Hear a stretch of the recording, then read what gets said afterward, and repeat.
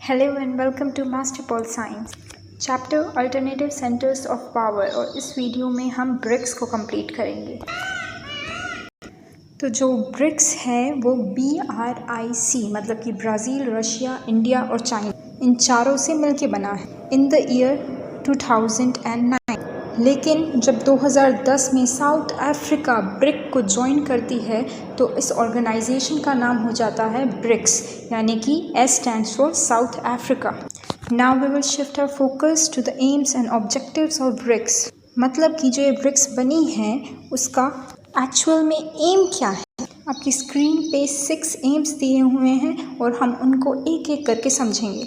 पहला एम है वो है जियोपॉलिटिकल रिफॉर्म। इसका मतलब है बदलाव लाने की ज़रूरत है। किसमें? जो इंटरनेशनल सिस्टम है वो अभी भी एक सिंगल कंट्री के डोमिनेंस के अंडर है, जो कि है USA। हमारे पास यूनाइटेड नेशन है लेकिन चलती किसकी है? USA की। तो जो एक करंट ट्रेंड है कि हर ऑर्गेनाइजेशन में, चाहे वो वर्ल्ड बैंक हो, चाहे वो IMF हो, मतलब जो भी इंटरनेशनल हमने बॉडीज़ बनाई हैं उसमें सिर्फ और सिर्फ USA डोमिनेट करता है। उसको टैकल करने के लिए ब्रिक्स जैसी ऑर्गेनाइजेशन को बनाया गया है ताकि इंटरनेशनल स्टेज पर सभी के सभी जो नेशंस हैं उनको रिप्रेजेंटेशन मिल सके, सभी की बात को रखा जाए। अब जो दूसरा एम है वो है इकोनॉमिक कोऑपरेशन। आज के वर्ल्ड में हर एक नेशन का जो मेजर एम है वो है इकोनॉमिक ग्रोथ, अपनी GDP को बढ़ाना। और GDP कैसे बढ़ती है? जब आप एक्सपोर्ट ज़्यादा करेंगे, ट्रेड ज़्यादा करेंगे, आपकी नेशन इन्वेस्टमेंट ज़्यादा आ रही हैं, उससे सिर्फ ग्रोथ ही नहीं बल्कि पूरा का पूरा होलिस्टिक डेवलपमेंट होता है। Now the next aim is financial alternative. आज की डेट में जो सबसे बड़ी इकोनॉमी है वो USA है और उसकी करेंसी डॉलर वर्ल्ड को डोमिनेट करती है। मतलब कि जब भी कोई देश एक्सपोर्ट या इंपोर्ट करेगा तो उसे पेमेंट जो है वो डॉलर में देनी पड़ेगी। इसी कारण हर नेशन को डॉलर रिजर्व्स बना के रखने पड़ते हैं। अब इस चीज़ को जो ये ब्रिक्स हैं ये गलत मानती हैं और इस चीज़ को रिफॉर्म करना चाहती हैं। इसलिए इन्होंने 2 मेथड अपनाए हैं। एक तो इन्होंने बोला कि भैया हम जो आपस में ट्रेड करेंगे ना वो अपनी ही लोकल करेंसीज़ में ही सेटल कर लेंगे। दूसरा, इन्होंने ब्रिक्स की खुद की करेंसी बना दी है, ब्रिक्स पे। जैसे कि आपको याद होगा EU ने अपनी यूरो लॉन्च किए गए थे, है ना, बिल्कुल वैसा ही सेम। और सिर्फ करेंसी तक ही सीमित नहीं है, उन्होंने अपना खुद का बैंक, न्यू डेवलपमेंट बैंक 2014 में लॉन्च कर दिया था। और ये बैंक वही सारे काम करता है जो कि अपना वर्ल्ड बैंक करता है। लेकिन आपको पता होगा जो वर्ल्ड बैंक था वो USA की देन है, ठीक है। जो IMF है, वर्ल्ड बैंक है, ये दोनों USA की देन है। तो जो ब्रिक्स है उसने ये new development bank world bank और IMF की अपोजिशन में ही तो खड़े किए हैं। इनका भी वही काम है कि आप डेवलपमेंट के लिए जो भी नेशंस आते हैं उनको लोन प्रोवाइड करते हैं, ठीक है। अब एक चीज़ आपको डिस्टिंग्विश करनी पड़ेगी, ठीक है, ध्यान से सुनना। आप जो वर्ल्ड बैंक है और जो IMF है दोनों लोन देते हैं, लेकिन डिफरेंस क्या है मैं बताती हूँ आपको कि डिफरेंस क्या है। जो वर्ल्ड बैंक है वो किसी नेशन को तब लोन देता है जब उसको कोई रिकंस्ट्रक्शन डेवलपमेंट का लॉन्ग टर्म के लिए लोन प्रोवाइड करता है, ठीक है। और जो IMF है वो शॉर्ट टर्म्स के लिए लोन देता है। और शॉर्ट टर्म नीड्स क्या होती हैं एक नेशन की? मतलब कि एकदम से आपका खर्चा ज़्यादा हो गया है, आपकी इनकम इतनी आई नहीं है, तो वो शॉर्ट टर्म के लिए उसको फिक्स करने के लिए IMF से लोन लिया जाता है, ना कि वर्ल्ड बैंक से। वो इस चीज़ के लिए लोन नहीं देगा। वर्ल्ड बैंक को न्यू डेवलपमेंट बैंक से कंपेयर करना और जो IMF है उसको हम CRA, ठीक है, कंटीजेंट रिजर्व अरेंजमेंट से कंपेयर करेंगे। अब जो सबसे बड़ा एम है वो है साउथ साउथ कोऑपरेशन, मतलब ब्रिक्स। जो ग्लोबल साउथ है उसकी वॉइस है, उसकी डिमांड्स को रखता है वर्ल्ड स्टेज पे। तो एक शॉर्ट ट्रिक याद करना कि जब भी आपको ब्रिक्स के बारे में लिखना है आपको USA के अपोजिशन में ही चीज़ों को डालना है, ठीक है। हमेशा USA से कंपेयर करके और उसके अपोजिशन में आप पॉइंट बनाओगे, आपको मार्क्स मिल जाएंगे। ब्रिक्स से रिगार्डिंग कुछ फैक्चुअल चीज़ें हैं, उन्हें भी देख लेते हैं एक बार। ये जो ब्रिक्स वर्ड है ये 2001 में हमारे जो जिम ओ'नील हैं उन्होंने दिया है। उन्होंने इस वर्ड को देते हुए बोला कि आने वाले समय में जो ये 4 नेशन हैं ये वर्ल्ड इकोनॉमी को डोमिनेट करने वाले हैं। और फिर 2006 में ब्रिक मतलब कि 4 नेशंस, ठीक है, साउथ अफ्रीका इंक्लूडेड नहीं है। इन 4 नेशंस के फॉरेन मिनिस्टर्स की फॉर्मल मीटिंग होती है, ठीक है। और फिर 2009 में पहला समिट होता है। 2009 मतलब कि ब्रिक बना है। 2010 में साउथ अफ्रीका को इंक्लूड किया और ब्रिक्स बना।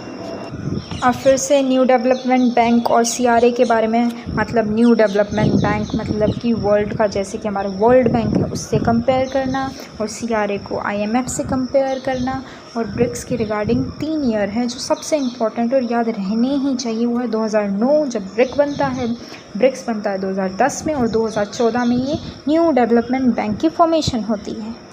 अब बात करते हैं कि ब्रिक्स प्लस क्या है।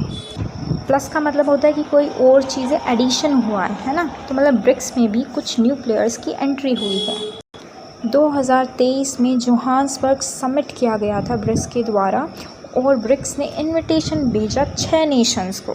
कौन कौन थे? Argentina, Egypt, Ethiopia, Iran, Saudi Arabia, UAE। और इनविटेशन क्यों भेजा था कि आप आइए हमारी ऑर्गेनाइजेशन को ज्वाइन करिए।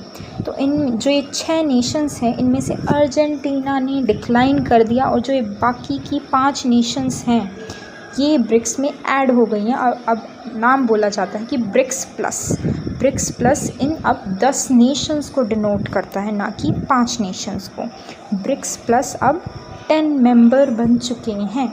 अब नेक्स्ट चीज़ हम बात करेंगे कि ब्रिक्स की स्ट्रेंथ क्या है। एक तो ब्रिक्स में वर्ल्ड की टॉप 2 जिसमें सबसे ज़्यादा पॉपुलेशन भरी पड़ी है, चाइना, इंडिया, वो है। मतलब कि वर्ल्ड की आधी से ज़्यादा जनता तो ब्रिक्स ही रिप्रेजेंट कर देता है, ठीक है। सिर्फ पॉपुलेशन ही नहीं, GDP को भी रिप्रेजेंट करता है। तो एक तो ये 2 मेन स्ट्रेंथ है कि आधी वर्ल्ड की पॉपुलेशन को, इतनी बड़ी GDP को खाली ब्रिक्स ही कंप्राइज करता है।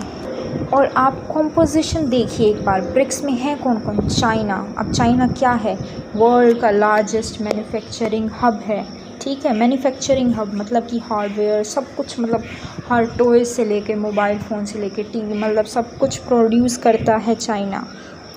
फिर आते हैं हम, यानी कि इंडिया की जो इकोनॉमी है, ठीक है, वो जल्दी से जल्दी ग्रो हो रही है। दूसरा हमारी स्ट्रेंथ क्या है कि हम सर्विस, हमारा IT सेक्टर बहुत अच्छा है, चीप लेबर प्रोवाइड करते हैं, ठीक है। मैन्युफैक्चरिंग में इतना ज़्यादा स्ट्रॉन्ग हैंड नहीं है इंडिया का, लेकिन सर्विस टेक्नोलॉजी सेक्टर में हम बहुत एडवांस हैं। अब बात करते हैं रशिया की, जो कि फॉर्मर USSR है। एक तो रशिया के पास ऑयल रिजर्व्स हैं, ऑयल रिसोर्सेज हैं, मिनरल्स भी हैं, मेजर मिलिट्री पावर है, ठीक है। ये S-400 याद आ रहा है।